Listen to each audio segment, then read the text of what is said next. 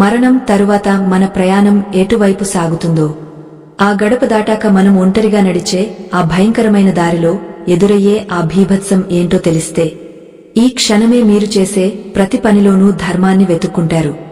ఆ వైతరణి నది తీరానికి చేరుకున్నప్పుడు కేవలం ఒకే ఒక చిన్న దానం మిమ్మల్ని ఆ భయంకరమైన రక్తం నది నుండి ఎలా గట్టెక్కిస్తుందో తెలిస్తే మీరు ఆశ్చర్యపోతారు.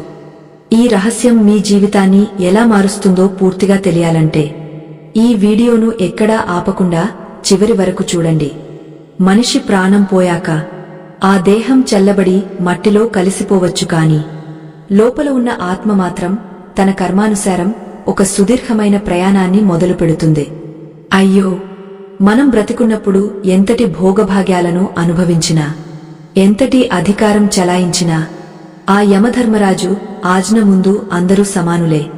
మరణించిన తర్వాత మొదటి 24 గంటల పాటు ఆత్మ తన ఇంటి చుట్టూ, తన బంధువుల చుట్టూ తిరుగుతూ ఎంతో ఆవేదన చెందుతుందని మనం వినే ఉంటాం. కాని అసలు కథ అక్కడితో ముగిసిపోదు. అది కేవలం ఒక ఆరంభం మాత్రమే. యమదూతలు ఆత్మను పాశాలతో బంధించి అగ్ని జ్వాలల వంటి సూర్యరశ్మి పడే ఆ భయంకరమైన మార్గంలో నడిపించుకుంటూ తీసుకువెడుతుంటే ఆత్మ పడే వేదన వర్ణనాతీతం. దారి పొడవునా ఎక్కడా ఒక్క చెట్టు నీడ ఉండదు. తాగడానికి గుక్కెడు మంచినీరు దొరకదు. దాహంతో నాలుక పిడచకట్టుకుపోతుంటే, ఆకలితో కడుపు మండిపోతుంటే, వెనక నుండి యమదూతలు కొట్టే దెబ్బలకు తాళలేక ఆత్మ చేసే ఆర్తనాదాలు ఆ శూన్యంలో కలిసిపోతాయి. చూసారా, మనం ఈ లోకంలో ఉన్నప్పుడు చేసిన చిన్న చిన్న తప్పులు కూడా అక్కడ ఎంతటి శిక్షలుగా మారుతాయో. ఆ మార్గంలో నడుస్తున్నప్పుడు ఆత్మకు తన జీవిత కాలంలో చేసిన ప్రతి పాపం కళ్ల ముందు కదలాడుతుంది. ఎవరిని నొప్పించాము, ఎవరిని మోసం చేశాము, ఏ జీవిని హింసించాము, అవన్నీ గుర్తుకు వచ్చి గుండెల్లో రాయి పడ్డట్టు అవుతుంది. కాని అప్పటికే కాలం మించిపోతుంది. ఆ దారిలో నడుస్తుండగా దూరంగా ఒక భయంకరమైన శబ్దం వినిపిస్తుంది. అది ఒక నది ఉరకలు వేస్తున్న శబ్దం. కాని అది గంగమ్మ తల్లి లాంటి స్వచ్ఛమైన నది కాదు. అది పాపాత్ముల పాలిట సింహస్వప్నం లాంటి వైతరణి నది. ఆ నది దగ్గరకు వెళుతున్న కొద్దీ ఒక రకమైన కుళ్ళిన వాసన, రక్తం గడ్డకట్టిన కంపు ముక్కు పుటాలను అదిరిపోయేలా చేస్తుంది. ఆత్మ అడుగులు ముందుకు పడవు. భయంతో వణికిపోతుంది. కాని యమదూతలు మాత్రం ఏమాత్రం కనికరం లేకుండా ఆ నది వైపుకు నెట్టేస్తారు. ఎంతటి దౌర్భాగ్యం అంటే ఆ నదిలో నీరు ఉండదు. కేవలం రక్తం, చీము, ఎముకలు, జుట్టు, మాంసపు ముక్కలు మాత్రమే కొట్టుకువస్తూ ఉంటాయి. ఆ నదిని చూడగానే ఆత్మకు ప్రాణాలు పోయినంత పనువుతుంది. కాని అప్పటికే తను ప్రాణం లేని ఆత్మ అని, కేవలం శిక్షలను అనుభవించడానికి మాత్రమే ఆ దేహం ఉందని గుర్తుకు తెచ్చుకుని కుమిలిపోతుంది. ఆ నది వెడల్పు దాదాపు 100 యోజనాలు ఉంటుందని పురాణాలు చెబుతున్నాయి. అంతటి విశాలమైన భీభత్సమైన నదిని ఎలా దాటాలో తెలియక, చుట్టూ చూస్తే కాపాడే నాథుడే కనిపించక, ఆత్మ పడే ఆవేదన చూస్తుంటే మనసు తరుక్కుపోతుంది. ఆ నదిలో క్రూరమైన మొసళ్ళు, రాబందులు, పాములు, తేళ్లు, ఇలా ఒకటేమిటి, మనిషి ఊహకు అందని భయంకరమైన జీవులన్నీ ఆత్మను ఎప్పుడు భక్షిద్దామా అని వేచి చూస్తూ ఉంటాయి. పాపాత్ముడు ఆ నదిలోకి అడుగుపెట్టగానే ఆ జీవులన్నీ ఒక్కసారిగా చుట్టుముట్టి ఆత్మను పీక్కుతింటాయి. అయినా ఆత్మ చనిపోదు. కేవలం ఆ నరకయాతనను అనుభవిస్తూనే ఉంటుంది. ఎంతటి ఘోరం కదా! మనం చేసిన పాపాలే అక్కడ మనల్ని వేటాడే వేటగాళ్లలా మారుతాయి. ఆ నది ప్రవాహం ఒక్కోసారి వేడివేడి నూనెలా మరిగిపోతూ ఉంటుంది. ఆ వేడికి ఆత్మ విలవిలలాడిపోతుంది. ఆ సమయంలో ఆత్మకు తన దేహం గుర్మొస్తుంది. తాను చేసిన దానధర్మాలు గుర్తొస్తాయి. కాని ఒక్కసారి వెనుదిరిగి చూసుకుంటే అక్కడ ఏమీ ఉండదు. కేవలం తాను చేసిన పాపాల చిట్టా తప్ప. ఈ వైతరణి నది కేవలం ఒక కథ కాదు. అది మన కర్మలకు ఒక నిలువుటద్దం. అక్కడ ఆత్మ ఒంటరిది. కాని ఆ ఒంటరి ప్రయాణంలో కూడా ఒక చిన్న ఆశ కిరణముంటుంది. అదే మనం ఈ భూమి మీద ఉన్నప్పుడు చేసే గోదానం. ఒక ఆవును భక్తితో దానం చేసిన వ్యక్తికి ఆ వైతరణి నది దగ్గరకు రాగానే ఒక అద్భుతం జరుగుతుంది. యమదూతలు కూడా ఆశ్చర్యపోయేలా ఆ నదిలో ప్రయాణించడానికి ఒక సాధనం కనిపిస్తుంది. అది ఏంటో తెలిస్తే మన సనాతన ధర్మం మీద మీకు ఉన్న గౌరవం 1000 రెట్లు పెరుగుతుంది. ఆ నది ఉధృతి పెరుగుతున్న కొద్దీ పాపాత్ముల అరుపులు మిన్నంటుతుంటే ధర్మాన్ని పాటించిన వారు, దానగుణం కలిగిన వారు మాత్రం ఆ నదిని ఎలా దాటుతారో తలచుకుంటేనే ఒళ్ళు పులకరిస్తుంది. ఆ నది మధ్యలో ఆత్మ చిక్కుకుపోయి ఊపిరి ఆడక చుట్టూ ఉన్న రక్తం మరియు చీము తన నోట్లోకి వెళ్తుంటే ఆ నరకప్రాయమైన స్థితి నుండి తనను రక్షించేది ఎవరని ఆత్మ అల్లాడిపోతున్న తరుణంలో అల్లంత దూరంలో ఒక పడవలాంటి నీడ కనిపిస్తుంది. అది సామాన్యమైన పడవ కాదు. మనం బ్రతికి ఉన్నప్పుడు చేసిన పుణ్యమే ఒక రూపం దాల్చి అక్కడ ప్రత్యక్షమవుతుంది. కాని ఆ పడవ అందరికీ దక్కదు. ఆ భాగ్యం కేవలం ధర్మబద్ధంగా జీవించిన వారికి మాత్రమే సొంతం. పాపపు పనులతో బ్రతుకు వెళ్లదీసిన వారికి ఆ నది ఒక అగాధమై కనిపిస్తుంది. ఆ నదిలో ఉరకలు వేసేది కేవలం రక్తం మాత్రమే కాదు, మనిషి దేహం నుండి వెలువడే అత్యంత అసహ్యకరమైన మలినాలన్నీ అందులో ప్రవహిస్తూ ఉంటాయి. ఒక్కసారి ఊహించుకోండి, ఆ కంపు కొట్టే చీము, రక్తం ఆ ప్రవాహంలో మునిగిపోతుంటే మనసు ఎంతలా విలవిలలాడిపోతుందో. అయ్యో, ఆ నది అంచున నిలబడి చూస్తే లోపల లక్షలాది ఆత్మలు ప్రాణభయంతో కేకలు వేస్తూ కనిపిస్తాయి. ఆత్మలకు చావు ఉండదు.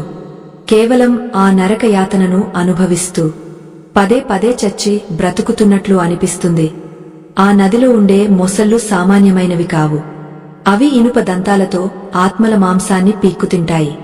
తేళ్లు, పాములు ఆత్మల శరీరాల్లోకి దూరిపోయి లోపల నుండి తొలిచేస్తుంటే ఆ వేదనను వర్ణించడానికి భాష చాలదు. చూసారా, మనం ఈ లోకంలో ఉన్నప్పుడు ఎంతటి విలాసవంతమైన భోజనం చేసినా అక్కడ మాత్రం ఆకలి వేస్తే తాగడానికి ఆ రక్తమే గతి అవుతుంది. అది ఆత్మకు కలిగే అతిపెద్ద అవమానం. ఆకలితో అలమటిస్తూ ఆ నదిలోని మలినాలను తాగాల్సి వచ్చినప్పుడు ఆత్మ తనను తాను నిందించుకుంటుంది. థీ, ఈ జన్మకు నేను ఏం సాధించాను? పరుల సొమ్ము ఆశించాను, లేనివారిని వెక్కిరించాను, దానధర్మాలు అడిగితే విసుక్కున్నాను. ఇప్పుడు ఈ స్థితిలో నన్ను రక్షించే వారెవరు అని గట్టిగా అరిచినా అక్కడ వినిపించేది కేవలం యమదూతల అట్టహాసాలు మాత్రమే. ఆ యమదూతలు కూడా ఎంతో వికృతంగా ఉంటారు. వారి కళ్ళు నిప్పు కణికల్లా మెరుస్తూ ఉంటాయి. చేతుల్లో ఉన్న పాశాలతో ఆత్మను బంధించి ఆ రక్తం నదిలోకి తోసేస్తారు. ఒక్కోసారి ఆ నది మంచులా చల్లగా మారిపోతుంది. ఆ చలికి ఆత్మ గడ్డకట్టుకుపోతుంటే మరుక్షణమే అది మరిగే నూనెలా సెగలు కక్కుతుంది. ఆ వేడికి ఆత్మ చర్మం ఊడిపోయి రక్తసిక్తమవుతుంది. విధి ఎంత విచిత్రమైనదో చూడండి. మనం బ్రతికున్నప్పుడు పట్టువస్త్రాలు కట్టుకుని పరిమళ ద్రవ్యాలు పూసుకుని మురిసిపోతాం కదా. కాని ఆ వైతరణి తీరంలో ఆత్మ దిగంబరంగా నిస్సహాయంగా నిలబడాల్సి వస్తుంది. అక్కడ మన కులం లేదు, మతం లేదు, అంతస్తు అస్సలే లేదు. కేవలం మనం చేసిన కర్మ మాత్రమే మన తోడుగా ఉంటుంది. ఆ నది మధ్యలో ఒక సాల్మలి వృక్షం ఉంటుంది. ఆ చెట్టు నిండా పదునైన ముళ్ళు ఉంటాయి. యమదూతలు పాపాత్ములను ఆ చెట్టుకు కట్టేసి కొడుతుంటే ఆ ముళ్ళు శరీరంలోకి దిగిపోయి రక్తం ధారలుగా కారుతుంది. అప్పుడు ఆత్మ తన బంధువులను తలుచుకుంటుంది. నా కొడుకు నాకు పిండం పెట్టాడా? నా భార్య నా పేరు మీద దానం చేసిందా అని ఆశగా వెనక్కి చూస్తుంది. కాని అక్కడ ఎవరు ఉండరు. మనం ఒంటరిగానే వచ్చాం, ఒంటరిగానే వెళ్ళాలి. మధ్యలో ఏర్పడే ఈ బంధాలని కేవలం ఈ లోకానికే పరిమితం. ఆ నది ఒడ్డున నిలబడి ఏడుస్తున్న ఆత్మలకు యమదూతలు ఒక్కటే చెబుతారు, ఓరి మూర్ఖుడా, నీవు బ్రతికున్నప్పుడు పరనింద చేశావు, తల్లిదండ్రులను వృద్ధాశ్రమంలో వదిలేశావు, ఆకలితో ఉన్న ప్రాణికి అన్నం పెట్టలేదు. ఇప్పుడు ఈ నదిని దాటడం నీ వల్ల కాదు. నువ్వు ఈ రక్తపు ప్రవాహంలో కొట్టుకుపోవాల్సిందే అని గద్దిస్తారు. ఆ మాటలు విన్నప్పుడు ఆత్మకు కలిగే ఆవేదన వర్ణనాతీతం. ఎంత విచిత్రమో కదా. మనం చేసే ఒక చిన్న తప్పు అక్కడ కొండంత శిక్షగా మారుతుంది. కాని ఇదే సమయంలో భూమి మీద ఉన్నప్పుడు గోమాతను పూజించి భక్తితో గోదానం చేసిన వారికి మాత్రం ఆ నది దగ్గరకు రాగానే ఒక అద్భుతం కనిపిస్తుంది. వారి కళ్ల ముందు ఒక దివ్యమైన ఆవు ప్రత్యక్షమవుతుంది. ఆవు తోకను పట్టుకుని ఆత్మ చాలా సులభంగా ఆ భయంకరమైన నదిని దాటేస్తుంది. ఆ దృశ్యం చూస్తుంటే ధర్మం ఎంత గొప్పదో అర్థమవుతుంది. ఆవుతోక పట్టుకుని నది దాటుతున్న ఆత్మను చూసి నదిలో ఉన్న ఇతర పాపాత్ములు తమను కూడా రక్షించమని వేడుకుంటారు. కాని అక్కడ ఎవరి కర్మను వారే అనుభవించాలి, ఎవరి పుణ్యం వారికే దక్కుతుంది. ఆ నదిలో ఉండే రక్తం మరియు మాంసం వాసన ఆత్మను స్పృహ తప్పేలా చేస్తుంది. కాని స్పృహ తప్పడానికి కూడా వీల్లేదు. ప్రతి క్షణం ఆ నొప్పిని అనుభవిస్తూనే ఉండాలి. ఎందుకంటే అది యమలోకపు చట్టం. మనం చేసిన ప్రతి తప్పుకు అక్కడ లెక్క ఉంటుంది. ఆ లెక్కను సరిచూసే చిత్రగుప్తుడు ప్రతి ఒక్కరి పాపపుణ్యాలను నిశితంగా గమనిస్తూ ఉంటాడు. ఆ వైతరణి నది దాటిన తర్వాత కూడా ప్రయాణం ముగసిపోదు. అది కేవలం ఒక ఘట్టం మాత్రమే. ఆ నది దాటాక వచ్చే దారి ఇంకా ఎంత భయంకరంగా ఉంటుందో. అక్కడ ఆత్మకు ఎదురయ్యే ఆకలి దప్పులు ఎలాంటివో తలుచుకుంటేనే ఒళ్ళు గగుర్పొడుస్తుంది. ఒకవేళ మనం ఆవును దానం చేయలేకపోయినా, కనీసం ఆవుకు గ్రాసం పెట్టినా ఆ పుణ్యం మనల్ని అక్కడ ఎలా కాపాడుతుందో తెలుసా? ఆ రహస్యం తెలిస్తే మీరు ఈ రోజు నుండే ఆవును పూజించడం మొదలు పెడతారు. ఆ నదిలో కొట్టుకుపోతున్న ఆత్మలు తమను కాపాడే దేవత కోసం ఎలా ఎదురుచూస్తాయో, ఆ సమయంలో వారి నోటి నుండి వచ్చే ఆ చివరి కేకలు వింటే రాతి గుండె కూడా కరిగిపోతుంది. కాని యమధర్మరాజు ఆజ్ఞ ప్రకారం శిక్ష అనుభవించాల్సిందే. ఆ నది తీరంలో ఉండే ఇసుక కూడా నిప్పులా కాలిపోతూ ఉంటుంది. ఆ ఇసుక మీద నడవలేక, నదిలో ఈదలేక ఆత్మ పడే అగచాట్లు చూస్తుంటే అయ్యో అనిపిస్తుంది. ఆ ప్రయాణంలో ఆత్మకు ఒక విచిత్రమైన అనుభవం ఎదురవుతుంది. అది తన జీవితంలో చేసిన ఒకే ఒక్క మంచి పనిని గుర్తుకు తెచ్చుకునే సమయం. ఆ ఒక్క మంచి పని ఆ నదిలో తనను ఎంతవరకు తీసుకువెడుతుందో అని ఆశపడటం తప్ప ఆ సమయంలో ఆత్మకు మరో గత్యంతరముండదు. ఆ నది అలలు రక్తాన్ని కక్కుతూ ఆత్మను ముంచెత్తుతుంటే, ఆ కంపు కొట్టే ద్రవం నోట్లోకి, ముక్కులోకి వెళ్తుంటే కలిగే అసహ్యం అంతా ఇంతా కాదు. చూసారా, ఈ భూమి మీద ఉన్నప్పుడు మనం ఎంతటి శుచిని, శుభ్రతను కోరుకుంటామో, కాని అక్కడ మాత్రం అసహ్యకరమైన మలినాల మధ్యే గంటల తరబడి, రోజుల తరబడి ప్రయాణం చేయాల్సి వస్తుంది. ఆ నది ప్రవాహంలో కేవలం పాపాత్ముల ఆత్మలే కాదు, వారు చేసిన పాపాలన్నీ కూడా రకరకాల రూపాల్లో కనిపిస్తాయి. మనం ఎవరినైతే మోసం చేశామో, ఎవరి కడుపునైతే కొట్టామో, వారందరి ముఖాలు ఆ రక్తపు అలల మీద కనిపిస్తూ వెక్కిరిస్తున్నట్లు అనిపిస్తుంది. అయ్యో, ఆ సమయంలో ఆత్మకు కలిగే మానసిక వేదన ఆ శారీరక హింస కంటే 1000 రెట్లు ఎక్కువగా ఉంటుంది. ఆ నదిలో ఒక చోట అగ్ని జ్వాలలు లేస్తాయి. నీటిలో మంటలు ఎలా వస్తాయని మనకు అనిపించవచ్చు. కాని అది మాయానది. అది పాపాత్ముల పాలిట ప్రళయాగ్ని. ఆ మంటల్లో ఆత్మ కాలిపోతుంటే తనను తాను రక్షించుకోవడానికి నది అడుగుకు వెళ్లాలని ప్రయత్నిస్తుంది. కాని అడుగున పదునైన కత్తుల్లాంటి ఇసుక, విష సర్పాలు ఆత్మను కాటేయడానికి సిద్ధంగా ఉంటాయి. ఇక్కడ ఒక ధర్మ సంకటాన్ని మనం ఆలోచించాలి. ఒకవేళ మీ దగ్గర ఆ నదిని దాటడానికి సరిపడా పుణ్యముండి, మీ కళ్ల ముందే మీ అత్యంత ఆత్మీయులు ఆ రక్తపు నదిలో మునిగిపోతూ ప్రాణభిక్ష వేడుతుంటే, మీరు ఆ పుణ్యాన్ని వారికి ధారపోసి వారిని రక్షిస్తారా, లేక మీ దారి మీరు చూసుకుంటారా? మీ మనసులో ఏమనిపిస్తుందో తప్పకుండా కామెంట్ చేయండి. ఎందుకంటే అక్కడ ప్రతి ఒక్కరూ తమను తాము కాపాడుకోవడానికే ప్రయత్నిస్తారు. బంధుత్వాలు, అనురాగాలు అన్నీ ఆ నది ఒడ్డునే ఆగపోతాయి. ఆ నది మధ్యలో ఒక పెద్ద సుడిగుండం ఉంటుంది. ఆ సుడిగుండం లోపల వేలాది ఆత్మలు చిక్కుకుని గరగరా తిరుగుతూ ఉంటాయి. ఆ సుడిగుండంలో పడ్డ ఆత్మకు దిక్కుతోచదు. పైన ఆకాశం నల్లగా, భయంకరంగా ఉంటుంది. కింద రక్తపు ప్రవాహం. ఆ గందరగోళంలో యమదూతలు పైనుండి పాశాలను విసురుతూ ఆత్మలను దెబ్బల మీద దెబ్బలు కొడుతూ ఉంటారు. ఎందుకింతటి కఠినమైన శిక్ష అని అడిగితే ఆ యమదూతలు ఒకటే సమాధానం చెబుతారు. నువ్వు బ్రతికున్నప్పుడు నీ దగ్గర ఉన్న ధనాన్ని కేవలం విలాసాలకే ఖర్చు చేశావు. ఒక ఆకలితో ఉన్న జీవికి గుప్పెడు మెతుకులు పెట్టలేదు. ఒక ఆవుకు గ్రాసం వేయలేదు. ధర్మాన్ని హేళన చేశావు. ఇప్పుడు ఈ సుడిగుండంలో పడి నీ పాపాలను కడుక్కో అని గద్దిస్తారు. ఆ మాటలు విన్నప్పుడు ఆత్మ తన తప్పును తెలుసుకుని పశ్చాత్తాపంతో కుమిలిపోతుంది. కాని ఆ పశ్చాత్తాపం అప్పుడు ఏమాత్రం పనిచేయదు. కాలం గడిచిపోయాక వచ్చే జ్ఞానం వల్ల ఉపయోగం ఏముంది చెప్పండి? మనం బ్రతికున్నప్పుడే ఆ కర్మల ఫలం గురించి ఆలోచించాలి. ఆ నదిలో ప్రయాణిస్తున్నప్పుడు ఆత్మకు ఒక వింత శబ్దం వినిపిస్తుంది. అది వేలాది కుక్కలు మొరుగుతున్నట్లు ఉంటుంది. ఆ వైతరణి నది తీరంలో శ్యామ, సబల అనే 2 భయంకరమైన కుక్కలు ఉంటాయి. అవి సాధారణమైనవి కావు. వాటి కళ్ళు నిప్పులు చెరుగుతుంటాయి. అవి నదిలో ఉన్న ఆత్మలను చూసి భీతి గొలిపేలా అరుస్తూ ఉంటాయి. ఆ అరుపులు వింటేనే ఆత్మ గుండె ఆగపోయినంత పనవుతుంది. ఆ కుక్కలు ఎప్పుడెప్పుడు ఆ నది దాటి వస్తాము, ఎప్పుడెప్పుడు మనల్ని పీక్కుతిందామా అని ఎదురుచూస్తూ ఉంటాయి. ఎంతటి దారుణం కదా! ఒక పక్క రక్తపు నది, మరోపక్క ఆకలితో ఉన్న క్రూర మృగాలు. ఈ రెండింటి మధ్య ఆత్మ ప్రయాణం నరకప్రాయంగా సాగుతుంది. ఇదంతా చూస్తుంటే మనం ఈ భూమి మీద చేసే దానధర్మాలు ఎంతటి చిన్నవైనా అవి అక్కడ మనకు ఎంతటి రక్షణను ఇస్తాయో అర్థమవుతుంది. ముఖ్యంగా గోదానం గురించి పదే పదే ఎందుకు చెబుతారంటే, ఆవు అనేది కేవలం ఒక జంతువు కాదు. అందులో 3 కోటి దేవతలు కొలువై ఉంటారు. ఒక ఆవుకు మనం చేసే సేవ ఆ వైతరణి నదిలో మనకు ఒక రక్షణ కవచంలా మారుతుంది. ఆ నదిలో కొట్టుకుపోతున్న సమయంలో ఎవరైతే తమ జీవితకాలంలో కనీసం ఒక్కసారైనా మనస్ఫూర్తిగా ఆవును పూజించారో వారికి ఆ సమయంలో ఒక వెలుగు కనిపిస్తుంది. ఆ వెలుగులో ఆ నది ప్రవాహం కాస్త తగ్గుముఖం పట్టినట్లు అనిపిస్తుంది.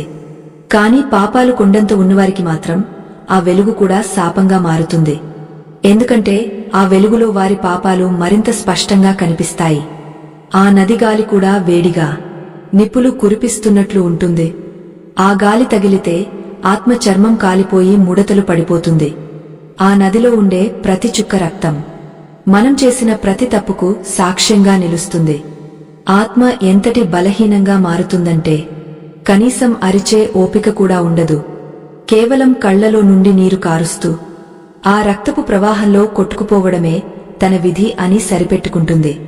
కాని ఈ బాధ నుండి విముక్తి కలగాలంటే ఆ నదిని దాటాలి. ఆ నది దాటడానికి పట్టే సమయం మన కర్మను బట్టి ఉంటుంది. కొందరికి అది కొన్ని గంటల్లోనే ముగిసిపోవచ్చు, మరికొందరికి కొన్ని యుగాల పాటు కొనసాగవచ్చు. ఆ ప్రయాణంలో ఆత్మకు ఎదురయ్యే మరో విచిత్రమైన పరిస్థితి ఏంటంటే, తన చేతులు, కాళ్ళు తన మాట వినవు.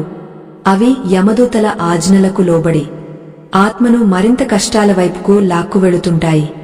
ఆ సమయంలో ఆత్మకు తను చేసిన ఒకానొక చిన్న పొరపాటు, ఆ తర్వాత చేసిన ఒక మంచి పని మధ్య యుద్ధం జరుగుతుంది. ఆ యుద్ధంలో ఏది గెలుస్తుంది? ఆత్మ ఆ భయంకరమైన సుడిగుండం నుండి బయటపడుతుందా లేదా అనేది తలచుకుంటేనే గుండె తరుక్కుపోతుంది. ఆ నది అడుగున దాగ ఉన్న రహస్యాలు, అక్కడ కనిపించే వికృత రూపాలు చూస్తుంటే మనసు వికలమైపోతుంది.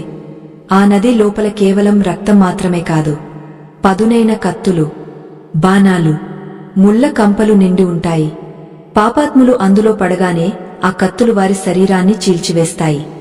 ఎంతటి విచిత్రమో చూడండి. మనం ఈ లోకంలో ఉన్నప్పుడు చిన్న ముళ్ళు గుచ్చుకుంటేనే విలవిలలాడిపోతాం. కాని అక్కడ ప్రతి అడుగులోనూ 1000 కత్తులు దిగుతున్నా భరించక తప్పదు. ఆ నదిలో ఉన్న ప్రాణులు ఆత్మను వదిలిపెట్టవు. ఆకాశం నుండి రాబందులు కిందకు వచ్చి ఆత్మ కళ్లను పీక్కుతింటుంటే ఆ నొప్పిని వర్ణించడానికి మాటలు చాలవు.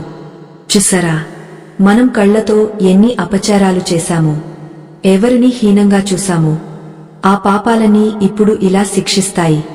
ఆ నదిలో ఒక వింత గాలి వీస్తుంది. ఆ గాలి తగిలితే చర్మం కాలిపోయి ఎముకలు బయటపడతాయి. ఆ సమయంలో ఆత్మ తన తల్లిని, తండ్రిని, దేవుడిని తలుచుకుంటుంది.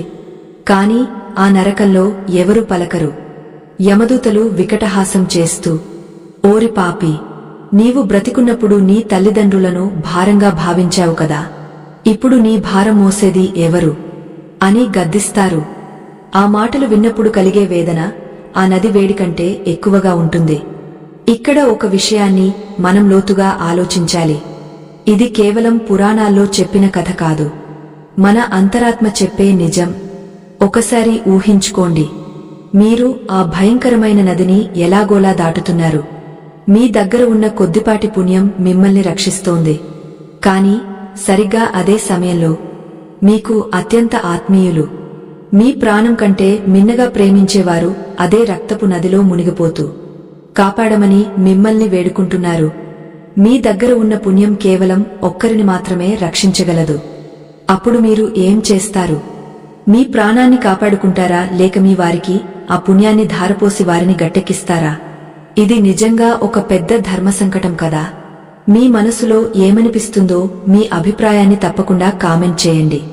ఆ నదిలో ఆత్మ అలా కొట్టుకుపోతుంటే ఎక్కడో ఒక చోట చిన్న ఆశ కనిపిస్తుంది. అది తాను తెలియక చేసిన ఏదో ఒక చిన్న పుణ్యం. ఆ పుణ్యం ఒక చిన్న గడ్డిపోచలా ఆత్మకు అందుతుంది. దాన్ని పట్టుకుని ఆత్మ పైకి రావడానికి ప్రయత్నిస్తుంటే ఆ నదిలోని జలచరాలు దాన్ని కూడా లాగేస్తాయి. పాపం చేసిన వాడికి ప్రకృతి కూడా సహకరించదు అనడానికి ఇదే నిదర్శనం. ఆ నది గాలిలో సవాల కంపు ఉంటుంది. ఆ కంపు భరించలేక ఆత్మ స్పృహ తప్పుతుంది. కాని యమదూతలు మళ్లీ ఆత్మను కొట్టిలేపుతారు. శిక్షను అనుభవించాల్సిందే కాని తప్పించుకోవడానికి వీల్లేదు. మనం ఈ భూమి మీద ఉన్నప్పుడు అబద్ధాలు చెప్పి, మోసాలు చేసి, పరుల సొమ్మును దోచుకుని ఎంతటి మేడలు కట్టినా ఆ నదిలో అవన్నీ మట్టిలో కలిసిపోతాయి. అక్కడ మన వెంట వచ్చేది కేవలం మనం చేసిన దానం మాత్రమే. ఆ నది తీరంలో ఒక వింతైన అద్దం లాంటిది కనిపిస్తుంది. అందులో మనం చేసిన ప్రతి పాపం స్పష్టంగా కనిపిస్తుంది. మనం రహస్యంగా చేసిన పనులు కూడా అక్కడ బహిర్గతం అవుతాయి. ఆ అద్దాన్ని చూడగానే ఆత్మ సిగ్గుతో, అవమానంతో తలదించుకుంటుంది. కాని తలదించుకుంటే సరిపోదు. ఆ నది ప్రవాహాన్ని ఎదుర్కోవాలి. ఆ నదిలో వేడి నీరు, మరిగే నూనె, చీము, రక్తం ఇవన్నీ కలిసిన ఒక వికృత మిశ్రమం ఆత్మను చుట్టుముడుతుంది. ఆ సమయంలో ఆత్మకు తను నీరు వృధా చేసిన సందర్భాలు గుర్తొస్తాయి. దాహంతో ఉన్న వారికి నీరు ఇవ్వని పాపం అక్కడ ఎంతటి దాహాన్ని కలిగిస్తుందో అర్థమవుతుంది. నాలుక పిడచకట్టుకుపోయి మాట రాక ఆ రక్తపు నదిలోనే తన గమ్యం కోసం వెతుక్కుంటూ ఉంటుంది ఆత్మ. ఆ ప్రయాణంలో ఎదురయ్యే మరుసటి భయంకర దృశ్యమేంటంటే ఆ నది మధ్యలో 1000 తలల పాము ఒకటి ఉంటుంది. అది పాపాత్ములను మింగేయడానికి నోరు తెరుచుకుని ఉంటుంది. ఆ పాము నోట్లోకి వెళ్తే మళ్లీ ఎప్పటికి బయటకు వస్తారో ఎవరికీ తెలియదు. ఆ భయం ఆత్మను వెన్నాడుతూనే ఉంటుంది. చుట్టూ చీకటి, పైన మంటలు, కింద రక్తం. ఈ నరకంలో ఆత్మ పడే ఆవేదనను చూసి యమదూతలు కూడా జాలిపడరు. ఎందుకంటే వారు ధర్మరక్షకులు. వారు కేవలం మన కర్మలను మనకు గుర్తు చేస్తూ శిక్షలను అమలు చేస్తారు. ఆ నది దాటడానికి మనం చేసే ప్రయత్నాలు అన్నీ విఫలమవుతుంటే ఒక్కసారిగా ఒక దివ్యమైన రూపం ఆకాశం నుండి కనిపిస్తుంది. అది ఎవరి రూపమో తెలుసా? ఎవరైతే తమ జీవితంలో తల్లిదండ్రులను, గురువులను, పెద్దలను గౌరవించారో వారికి ఆ సమయంలో ఒక చేయూత అందుతుంది. కాని అది అందరికీ లభించదు. ఆ నదిలో కొట్టుకుపోతున్న మిగిలిన ఆత్మలు ఆ దృశ్యాన్ని చూసి మరింతగా రోదిస్తాయి. ఆ నది తరంగాలు ఒక్కోసారి కొండలంతా ఎత్తున లేస్తాయి. ఆ అలల తాకిడికి ఆత్మలు ముక్కలైపోతాయి, మళ్లీ అతికించబడతాయి, మళ్లీ ముక్కలవుతాయి. ఈ చక్రం అలా తిరుగుతూనే ఉంటుంది. ఆ నది ప్రవాహంలో పడ్డ ఆత్మలు తమ పూర్వీకులను తలుచుకుంటూ తమ బిడ్డలు చేసే తర్పణాల కోసం ఎదురుచూస్తాయి. ఎందుకంటే ఆ తర్పణాలు ఆ నదిలో వారికి కాస్త ఉపశమనాన్ని ఇస్తాయి. కాని ఆ తర్పణాలు కూడా సరిగ్గా జరగకపోతే ఆత్మగతి ఏంటో ఆలోచించండి. ఎంతటి ఘోరం కదా. మన తప్పుల వల్ల మనమే కాదు, మన వెనుక ఉన్న ఆత్మలు కూడా బాధపడాల్సి వస్తుంది. ఆ నది వేడికి ఆత్మ కాలిపోతున్నప్పుడు దానికి ఒక విచిత్రమైన వాసన తగులుతుంది. అది ఆవు నెయ్యి వాసన. ఆ వాసన ఎక్కడి నుండి వస్తుందో ఆశతో ఆత్మ తన తల ఎత్తి చూస్తుంది. అప్పుడు అక్కడ కనిపించే దృశ్యం ఆత్మకు ప్రాణవాయువులా మారుతుంది. ఆ వెలుగులో ఆత్మకు తన జీవితంలో చేసిన ఒకే ఒక్క గోదానం లేదా గోమాతకు పెట్టిన ఒక్క గ్రాసం ఒక మెరుపులా మెరుస్తుంది. ఆ క్షణంలోనే ఆ నది రక్తమంతా ఒక్కసారిగా ఆగపోయి ఒక దారి ఏర్పడుతున్నట్లు కనిపిస్తుంది. కాని అది భ్రమ కాదు, అది పుణ్యబలం. ఆ దారిలో నడుస్తున్నప్పుడు ఆత్మకు కలిగే ఆ తృప్తి, ఆ నదిని దాటిన తర్వాత ఉండే ఆ ప్రశాంతత కోసం ఆత్మ పరితపిస్తుంది. ఆ నది ఒడ్డుకు చేరుకోవడానికి ఇంకా ఎన్ని అడ్డంకులు ఉన్నాయో, ఆ దారిలో ఇంకెన్ని వికృత శబ్దాలు ఆత్మను భయపెడతాయో తలచుకుంటేనే గుండె ఆగపోతుంది.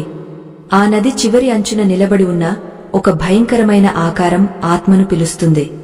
అది ఎవరిదో తెలుసా?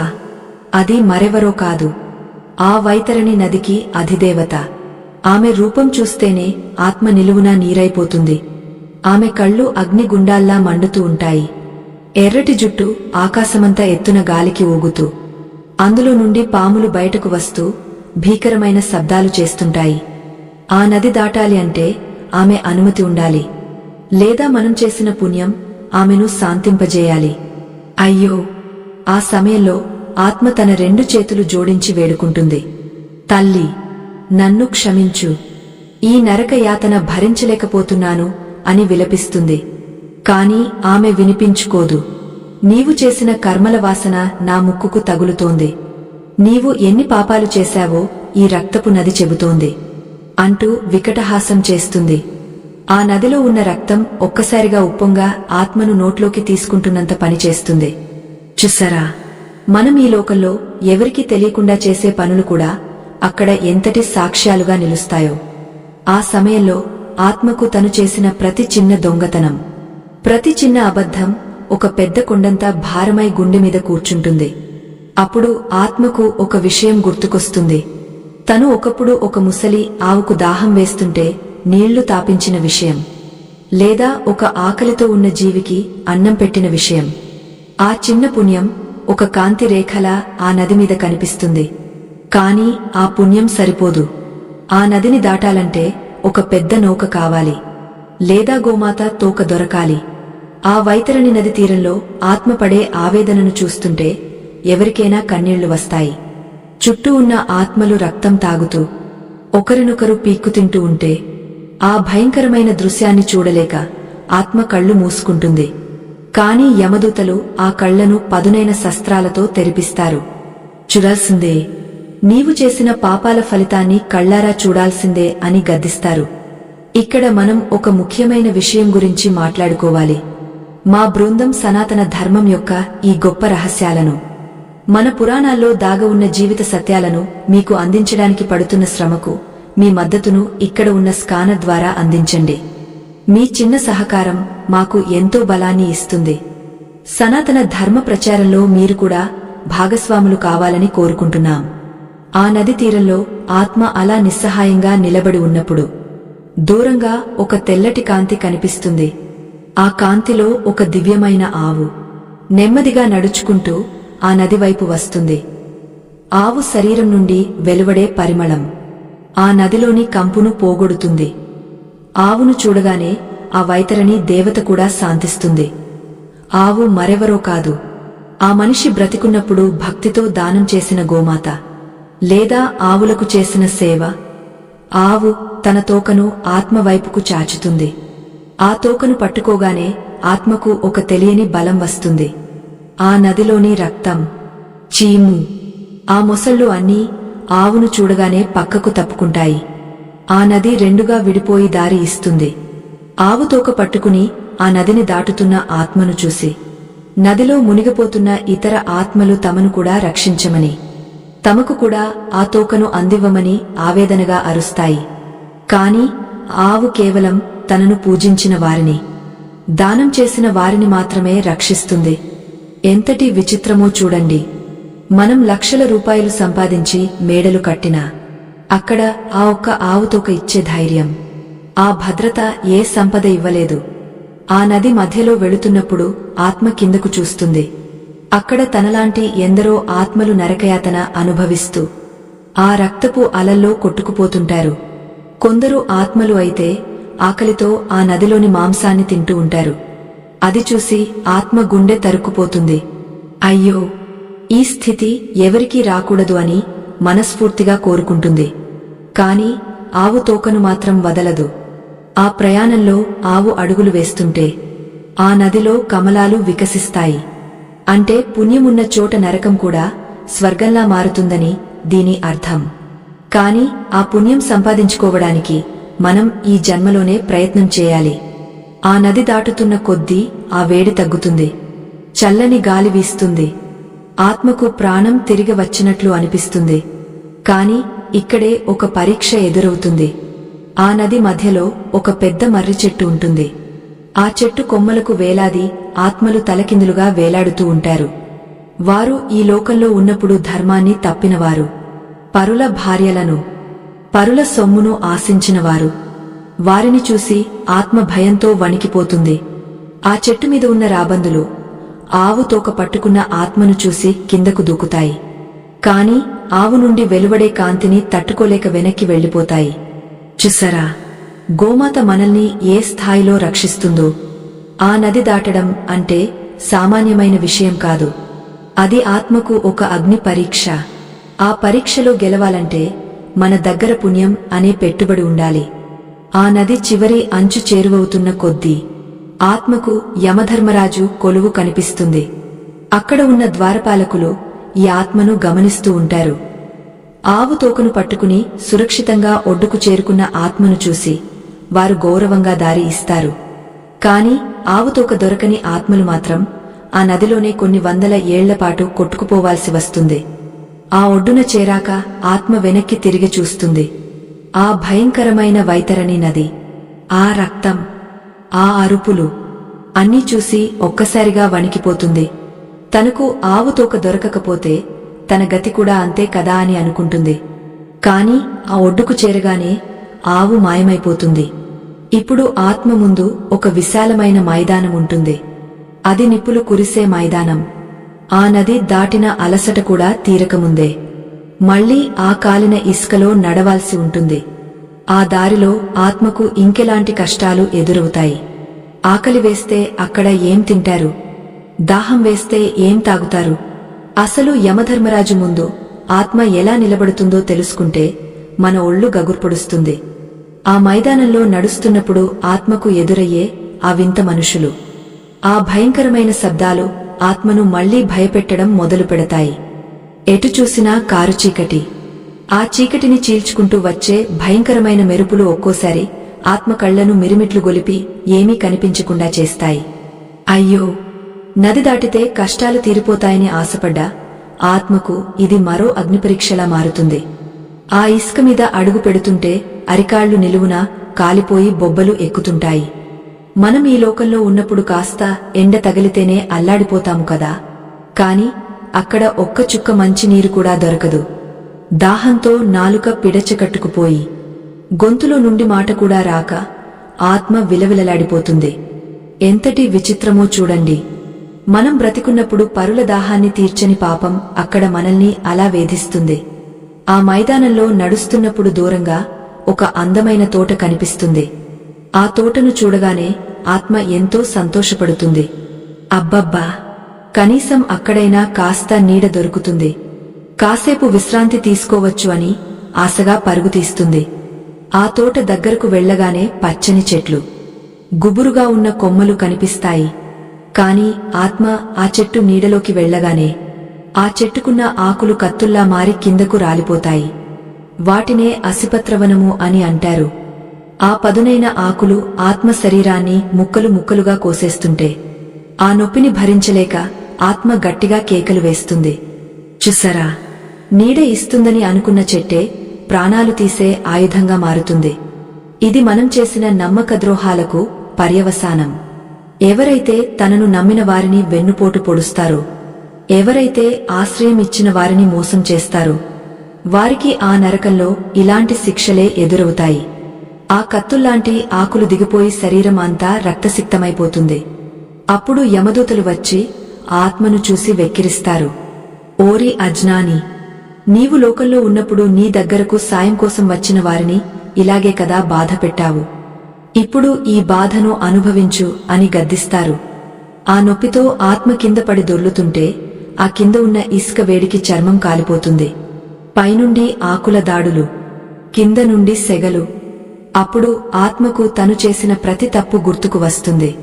ముఖ్యంగా ఎవరైనా ఆకలితో ఉన్నప్పుడు వారికి అన్నం పెట్టకుండా మనం తిన్న ప్రతి మెతుకు అక్కడ ఒక నిప్పు కణంలా మారుతుంది. అందుకే పెద్దలు అంటారు, అన్నదానానికి మించిన దానం లేదని. ఆ అసిపత్రవనంలో ఆత్మ పడే యాతన చూస్తుంటే రాతి గుండె కూడా కరిగిపోతుంది. కాని అక్కడ కరుణకు తావులేదు. ఆ దారిలో ముందుకు సాగుతున్న కొద్దీ ఆకలి మరింత ఎక్కువ అవుతుంది. కడుపులో పేగులు మెలితిప్పేస్తుంటే ఆకలితో ఆత్మ తన సొంత మాంసాన్ని తానే పీక్కుతినే పరిస్థితి వస్తుంది. ఎంతటి దారుణం కదా! మనం ఈ లోకంలో ఉన్నప్పుడు రుచికరమైన పదార్థాల కోసం ఆరాటపడతాము. కాని అక్కడ ఆకలి తీర్చుకోవడానికి ఏమీ ఉండదు. అప్పుడు ఆత్మకు తాను ఒకప్పుడు చేసిన అన్నదానం గుర్తొస్తుంది. ఒకవేళ తను బ్రతికున్నప్పుడు ఏ రోజైనా ఒక ముష్టివాడికి గాని ఒక మూగజీవికి గాని అన్నం పెట్టి ఉంటే ఆ పుణ్యం ఆ సమయంలో ఒక పండు రూపంలో ఆత్మకు అందుతుంది. ఆ ఒక్క పండు ఆత్మకు కొండంత బలాన్ని ఇస్తుంది. కాని ఆ పుణ్యం లేని వారి పరిస్థితి మరీ ఘోరం. వారు ఆ ఆకలిని భరిస్తూనే ముందుకు సాగాలి. ఆ దారిలో నడుస్తుండగా ఒక పెద్ద అగాధం కనిపిస్తుంది. ఆ అగాధం నిండా పాములు, తేళ్లు నిండి ఉంటాయి. ఆత్మను ఆ అగాధంలోకి తోసేస్తారు యమదూతలు.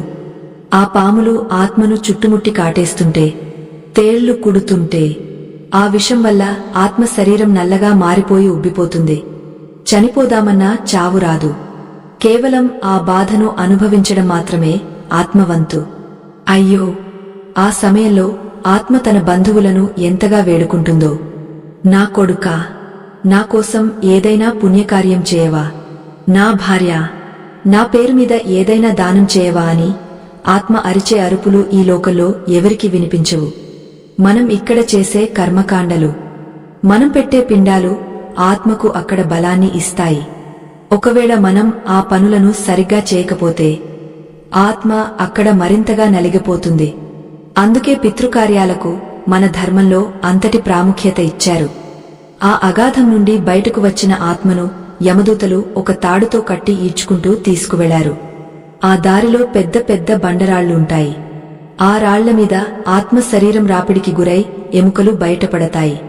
ఎంతటి హింస అంటే ఆత్మకు ప్రతి క్షణం ఒక యుగంలా అనిపిస్తుంది. మనిషి ఆయుష్షు అయిపోయిన తర్వాత చేసే ఈ ప్రయాణం మనం ఇక్కడ చేసే ప్రతి పనికి సాక్ష్యంగా నిలుస్తుంది. ఆ దారిలో ఒక చోట ఆత్మకు ఒక వింత శబ్దం వినిపిస్తుంది. అది ఎవరో ఏడుస్తున్న శబ్దం. దగ్గరకు వెళ్లి చూస్తే అక్కడ తనలాంటి ఎందరో ఆత్మలు ఒకరినొకరు కోగలించుకుని ఏడుస్తూ ఉంటారు. వారు ఈ లోకంలో ఉన్నప్పుడు బంధాల పేరుతో పాపాలు చేసినవారు, మమకారంతో ధర్మాన్ని విస్మరించినవారు. ఇప్పుడు అక్కడ ఒకరినొకరు చూసుకుని విలపించడం తప్ప ఏమీ చేయలేరు. యమదూతలు వారిని విడదీసి ఒక్కొక్కరిని ఒక్కో శిక్షా స్మృతి దగ్గరకు తీసుకువెళతారు. ఆ ప్రయాణంలో ఆత్మకు ఇంకో భయంకరమైన దృశ్యం కనిపిస్తుంది. ఒక పెద్ద ఇనుప స్తంభం. అది ఎర్రగా కాలిపోతూ ఉంటుంది. ఆ స్తంభానికి ఆత్మను కోగిలించుకోమని యమదూతలు ఆదేశిస్తారు. అది ఎవరికంటే ఎవరైతే పరస్త్రీలను లేదా పరపురుషులను మోహించి అధర్మానికి పాల్పడతారో వారికి ఆ శిక్ష పడుతుంది. ఆ కాలిపోతున్న స్తంభాన్ని తాకగానే ఆత్మ శరీరం భగ్గున మండుతుంది. ఆ మంటల్లో ఆత్మ చేసే కేకలు ఆ నరకలోకమంతా ప్రతిధ్వనిస్తాయి. చూసారా, క్షణకాలపు ఆనందం కోసం మనం చేసే తప్పులు అక్కడ ఎంతటి దీర్ఘకాలిక వేదనను మిగిలిస్తాయో. ఆ ప్రయాణం అలా కొనసాగుతూనే ఉంటుంది. యమధర్మరాజు కొలువుకు చేరుకోవడానికి ఇంకా ఎంతో దూరం నడవాలి. ఆ దారిలో ఇంకా ఎన్నో లోకాలు ఉన్నాయి. ఒక్కో లోకంలో ఒక్కో రకమైన శిక్ష. ఆ శిక్షల నుండి ఆత్మ ఎలా తప్పించుకుంటుందో, లేదా తన కర్మను ఎలా అనుభవిస్తుందో. ఆత్మ చివరకు యమధర్మరాజు ముందు నిలబడినప్పుడు ఆయన వేసే మొదటి ప్రశ్న ఏంటో తెలిస్తే మీరు ఆశ్చర్యపోతారు. ఆ ప్రశ్న ఆత్మ జీవితాన్నే మార్చేస్తుంది. అసలు ఆ ప్రశ్న ఏంటి? ఆత్మ దానికి ఏం సమాధానం చెబుతుంది? ఆ ప్రశ్న మరేదో కాదు. ఓ ఆత్మ, నీవు మనిషిగా జన్మించినప్పుడు ఆ దేహాన్ని ఏ పుణ్యకార్యం కోసం వినియోగించావు అని ఆ యమధర్మరాజు తన గంభీరమైన స్వరంతో అడిగినప్పుడు ఆత్మ దగ్గర సరైన సమాధానముండదు. ఎందుకంటే మనం ఈ లోకంలో ఉన్నప్పుడు మన దేహాన్ని కేవలం భోగభాగ్యాలకే వాడుతాము కాని పరమార్థం గురించి అస్సలు ఆలోచించము. ఆ యమధర్మరాజు కొలువుకు చేరుకునే ముందు ఆత్మ సంయమనీపురి అనే పట్టణంలోకి ప్రవేశిస్తుంది. ఆ పట్టణం చూడటానికి ఎంతో భయంకరంగా, ఎంతో విశాలంగా ఉంటుంది. అక్కడ 4 దిక్కులా 4 ద్వారాలుంటాయి. పుణ్యాత్ములు ప్రవేశించే ద్వారం వేరు, పాపాత్ములు వెళ్లే ద్వారం వేరు. పాపాత్ములు వెళ్లే ఆ దక్షిణ ద్వారం ఇనుముతో చేయబడి నిరంతరం మంటలు చిమ్ముతూ ఉంటుంది. ఆ ద్వారం గుండా ఆత్మను యమదూతలు ఈడ్చుకుంటూ వెళుతుంటే ఆ పక్కనే చిత్రగుప్తుని భవనం కనిపిస్తుంది. చిత్రగుప్తుడు అంటే ఎవరో కాదు, మన ప్రతి ఆలోచనను, ప్రతి క్రియను నిశితంగా గమనిస్తూ లెక్కించే పరమాత్మ స్వరూపం. ఆయన ముందు ఉన్న ఆ పెద్ద పుస్తకంలో మనం రహస్యంగా చేసిన పాపాలు కూడా అక్షర సత్యాలుగా కనిపిస్తాయి. అయ్యో, ఆ సమయంలో ఆత్మకు తను చేసిన ఏ ఒక్క తప్పును దాచడం సాధ్యం కాదు. చిత్రగుప్తుడు ఒక్కొక్కటిగా ఆ పాపాలను చదువుతుంటే ఆత్మ సిగ్గుతో చితికిపోతుంది. చూసరా, మనం ఇక్కడ ఎవరికీ తెలియదు కదా అని చేసే ప్రతి అన్యాయం అక్కడ ఆ యమధర్మరాజు ముందు బహిరంగం అవుతుంది. అప్పుడు యమధర్మరాజు తన సింహాసనం మీద నుండి ఆత్మ వైపు చూస్తారు. ఆయన కళ్ళు ప్రళయకాల సూర్యుడిలా మెరుస్తుంటాయి. ఆయన గంభీరమైన రూపం చూడగానే ఆత్మ భయంతో వణికిపోతూ నేలమీద పడిపోతుంది. అప్పుడు ఆయన అడుగుతారు, ఓ మూర్ఖుడా, నీకు నేను ఒక అద్భుతమైన మనిషి జన్మను ఇచ్చాను. కళ్ళు ఇచ్చాను, కాళ్ళు ఇచ్చాను. వాటన్నింటికంటే మిన్నగా మంచి చెడులను గుర్తించే బుద్ధిని ఇచ్చాను. వాటన్నింటితో నీవు లోకానికి చేసిన మేలు ఏంటి? కనీసం ఒక్క ప్రాణి ఆకలి తీర్చావా? ఒక్క మొక్కకు నీరు పోసావా? నీ దగ్గరకు సాయం కోసం వచ్చిన ఒక్కరికేనా ప్రేమగా 2 మాటలు చెప్పావా అని అడిగినప్పుడు ఆత్మ తన గత జీవితాన్ని తలుచుకుని విలపిస్తుంది. ఆ సమయంలో ఆత్మకు తను వైతరణి నది దగ్గర చేసిన గోదానం మళ్లీ గుర్తుకు వస్తుంది. ఆవును పూజించిన పుణ్యం తనను కాపాడమని యమధర్మరాజును వేడుకుంటుంది. కాని యమధర్మరాజు ధర్మానికి ప్రతిరూపం. ఆయనకు పక్షపాతముండదు. పుణ్యం చేసిన వారికి స్వర్గ సుఖాలు, పాపం చేసిన వారికి నరక బాధలు తప్పవు. ఆ కొలువులో ఆత్మ తన చుట్టూ ఉన్న ఇతర ఆత్మలను చూస్తుంది. కొందరు పుణ్యాత్ములు దివ్యమైన విమానాల్లో సుఖంగా వెళుతుంటే, మరికొందరు పాపాత్ములు యమదూతల దెబ్బలు తింటూ రక్తమోడుతున్న శరీరాలతో నరక కూపాల్లోకి నెట్టబడుతుంటారు. ఆ వ్యత్యాసం చూసినప్పుడు ఆత్మకు అసలైన జ్ఞానం కలుగుతుంది. మనం ఈ భూమి మీద ప్రాణప్రదంగా సంపాదించిన ఆస్తి, అంతస్తు ఏదీ మన వెంట రాదు. కేవలం మనం చేసిన ధర్మం మాత్రమే మనకు గౌరవాన్ని ఇస్తుంది. ఆ కొలువులో విచారణ జరుగుతున్నప్పుడు ఆత్మకు ఒక వింత అనుభవం ఎదురవుతుంది. తన జీవితంలో తను చేసిన ఒకానొక చిన్న పొరపాటుకు ఇంత పెద్ద శిక్ష అని ఆత్మ వాదిస్తుంది. కాని అక్కడ వాదనలకు తావులేదు. చిత్రగుప్తుడు మన మనసులోని సంకల్పాన్ని కూడా లెక్క కడతాడు. అంటే మనం ఒకరికి సాయం చేయాలని మనస్ఫూర్తిగా అనుకుని చేయలేకపోయినా ఆ మంచి ఆలోచనకు కూడా అక్కడ గుర్తింపు ఉంటుంది. అదే విధంగా ఒకరికి కీడు చేయాలని అనుకున్నా అది కూడా పాపంగానే పరిగణించబడుతుంది. చూసరా, మన ఆలోచనలు కూడా ఎంతటి పవిత్రంగా ఉండాలో. ఆ యమపురిలో ఉండే శిక్షల గురించి చిత్రగుప్తుడు వివరిస్తుంటేనే ఒళ్ళు గగుర్పొడుస్తుంది.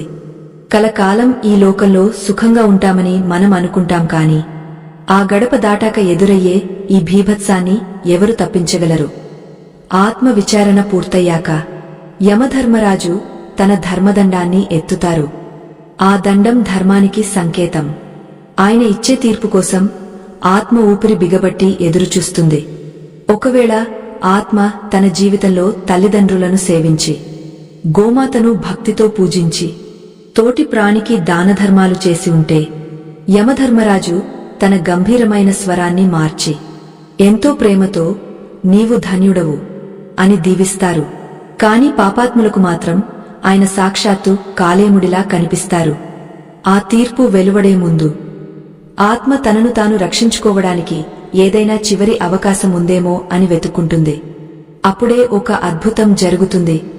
మనం ఈ భూమి మీద చేసే పుణ్యకార్యాల వల్ల మన పూర్వీకులు ఎలా సంతోషిస్తారో, వారి ఆశీస్సులు మనల్ని ఆ కష్టకాలంలో ఎలా గట్టెక్కిస్తాయో ఆ దృశ్యం చూస్తే మీకు అర్థమవుతుంది. యమధర్మరాజు తీర్పు తర్వాత ఆత్మ ఏ మార్గంలో వెళుతుంది? ఆ నరకంలో ఉండే రకరకాల గుండాలు, అంటే రోరవ నరకం, కుంభీపాకం లాంటి చోట్ల ఆత్మలు పడే వేదన ఎలా ఉంటుంది? చివరగా ఆత్మకు విముక్తి ఎలా లభిస్తుంది? ఈ ప్రయాణం ముగింపు దశకు చేరుకుంటున్నప్పుడు ఆత్మకు కలిగే ఆ గొప్ప జ్ఞానోదయం ఏంటో తెలుసుకోవాలంటే, ఆ క్షణంలో ఆత్మకు అర్థమయ్యే అసలైన సత్యమేమిటంటే, ఈ ప్రపంచంలో మనం శాశ్వతం అని నమ్మి చేసినవని కేవలం ఒక భ్రమ మాత్రమే అని. యమధర్మరాజు తన కాలదండాన్ని నేలకేసి కొట్టినప్పుడు వచ్చే ఆ భయంకరమైన శబ్దం ఆత్మ అంతరాత్మను సైతం వణికించేస్తుంది. అయ్యో! ఆ సమయంలో ఆత్మ తన జీవిత కాలంలో చేసిన ప్రతి చిన్న తప్పును సరిదిద్దుకోవాలని కోరుకుంటుంది. కాని అప్పటికే కాలం మించిపోతుంది. యమధర్మరాజు ఆజ్ఞ మేరకు యమదూతలు ఆత్మను వివిధ నరక గుండాల వైపుకు తీసుకువెళతారు. ఎవరైతే బ్రతికున్నప్పుడు ఇతరులను హింసించారో, మోసాలకు పాల్పడ్డారో వారికి రౌరవ నరకం ఎదురవుతుంది. అక్కడ రూరు అనే వింత జంతువులు ఆత్మను వెంటాడి శరీరంలోని ప్రతి అంగాన్ని పీక్కుతింటాయి. చూసారా, మనం ఇక్కడ ఒక చిన్న ప్రాణిని హింసిస్తే అక్కడ మనల్ని వందల ప్రాణులు హింసిస్తాయి. అలాగే మరిగే నూనెలో వేయించే కుంభీపాక నరకం గురించి వింటేనే ఒళ్ళు గగుర్పొడుస్తుంది. ఒకవేళ మనం బ్రతికున్నప్పుడు నోరు లేని జీవులను, ముఖ్యంగా ఆవులను హింసించి ఉంటే ఆ నరకంలో పడే వేదన వర్ణనాతీతం. ఆ నూనెలో ఆత్మ కాలిపోతున్నా చావురాదు. కేవలం ఆ మంటల మధ్య నలిగిపోతూనే ఉండాలి. ఈ శిక్షలన్నీ చూశాక ఆత్మకు ఒక గొప్ప జ్ఞానోదయం కలుగుతుంది. మనం ఈ లోకంలో ఉన్నప్పుడు ధనం, కీర్తి, అధికారం కోసం పడరాని పాట్లు పడతాము కదా. కాని అక్కడ మనకు తోడుగా నిలిచేది కేవలం మనం చేసిన ఒక చిన్న పిడికెడు అన్నదానం, లేదా ఒక ఆవుకు మనం ప్రేమతో పెట్టిన గ్రాసం మాత్రమే. వైతరణి నదిని దాటించిన ఆ గోమాత యమధర్మరాజు కొలువులో కూడా ఆత్మ తరపున మూగగా వేడుకుంటుంది. ఆవు శరీరంలో కొలువై ఉన్న ముక్కోటి దేవతల సాక్షిగా ఆత్మ చేసిన పుణ్యాల లెక్కలు ఒక్కొక్కటిగా బయటకు వస్తాయి. ఎంతటి విచిత్రమో కదా. మనం ఎంతో కష్టపడి సంపాదించిన బంగారము, వెన్ అక్కడ పనికిరావు. కాని మనం భక్తితో సమర్పించిన ఒక్క తులసి దళం మనల్ని ఆపద నుండి కాపాడుతుంది. ఆ యమలోక ప్రయాణం ముగింపు దశకు చేరుకున్నప్పుడు ఆత్మకు తన తదుపరి జన్మ గురించి తెలుస్తుంది. తన కర్మల ఫలితంగా ఏ యోనిలో జన్మించాలో యమధర్మరాజు నిర్ణయిస్తారు. అప్పుడు ఆత్మ తన తప్పులను ఒప్పుకుంటూ రాబోయే జన్మలోనైనా ధర్మంగా బ్రతుకుతానని, దానధర్మాలు చేస్తానని వేడుకుంటుంది. ఈ గరుడ పురాణంలో చెప్పబడిన విషయాలు మనల్ని భయపెట్టడానికి కాదు, మనల్ని మార్చడానికి, మన జీవితం యొక్క పరమార్థాన్ని గుర్తు చేయడానికి. మరణం తర్వాత మనం ఒంటరిగా నడిచే ఆ దారిలో వైతరణి నది లాంటి అడ్డంకులను సులభంగా దాటాలంటే మనం ఈ రోజు నుండే సత్కర్మలు చేయడం మొదలుపెట్టాలి. ముఖ్యంగా గోమాతను పూజించడం, గోదానం చేయడం వల్ల కలిగే పుణ్యం మన పితృదేవతలను కూడా నరక బాధల నుండి విముక్తులను చేస్తుంది. ఆత్మ తన ప్రయాణాన్ని ముగించి మళ్లీ భూలోకంలో అడుగుపెట్టే ముందు ఒకసారి వెనక్కి తిరిగే ఆ యమపురి వైపు చూస్తుంది. అక్కడ ఉన్న ఆ భీభత్సం, ఆ రక్తపు నది, ఆ అరుపులు అన్నీ చూసి ఒక నిట్టూర్పు విడుస్తుంది. అయ్యో, మానవ జన్మ ఎంతటి అమూల్యమైనదో అప్పుడు తెలుసుకుంటుంది. ఆ సమయంలోనే మా బృందం సనాతన ధర్మం కోసం, మన పురాణాల్లోని ఇలాంటి సత్యాలను లోకానికి చాటి చెప్పడానికి పడుతున్న శ్రమకు మీ మద్దతును ఇక్కడ ఉన్న స్కానర్ ద్వారా అందించండి. మీ యొక్క చిన్న సహకారం ధర్మ ప్రచారానికి ఎంతో గొప్ప బలాన్ని ఇస్తుంది. మన సనాతన ధర్మాన్ని కాపాడుకోవడం మన అందరి బాధ్యత. చివరగా ఆత్మ మళ్లీ మట్టిలో కలిసిపోయి కొత్త దేహాన్ని ధరించడానికి సిద్ధమవుతుంది. కాని ఆ వైతరణి నది జ్ఞాపకం మాత్రం ఆత్మ అంతరాళంలో ఎక్కడో ఒక చోట అలా ఉండిపోతుంది. అందుకే ప్రతి మనిషి తన జీవితంలో ఒక్కసారైనా వైతరణి గోదానం చేయాలని పెద్దలు చెబుతుంటారు. ఆ దానం మనల్ని మాత్రమే కాదు, మన వంశాన్ని మొత్తం ఆ భయంకరమైన నది నుండి రక్షిస్తుంది. చూసారా, మన ధర్మంలో ప్రతి ఆచారానికి, ప్రతి సంప్రదాయానికి ఎంతటి లోతైన అర్థం ఉందో. ఈ కథ విన్నాక మీ మనసులో ఒక మార్పు వస్తుందని, మీరు కూడా ధర్మబద్ధంగా జీవిస్తూ 10 మందికి సాయం చేస్తారని ఆశిస్తున్నాను. ఈ లోకంలో మనం తెచ్చేది ఏమీ లేదు, తీసుకువెళ్లేది ఏమీ లేదు. మనం వదిలి వెళ్లేది కేవలం మన మంచి పనుల జ్ఞాపకం మాత్రమే. ఆ జ్ఞాపకమే అక్కడ మనకు రక్షణ కవచంలా మారుతుంది. సనాతన ధర్మం యొక్క ఈ గొప్పతనాన్ని మీ తోటి వారికి కూడా తెలియజేయండి. లోకా సమస్తా సుఖినో భవంతు.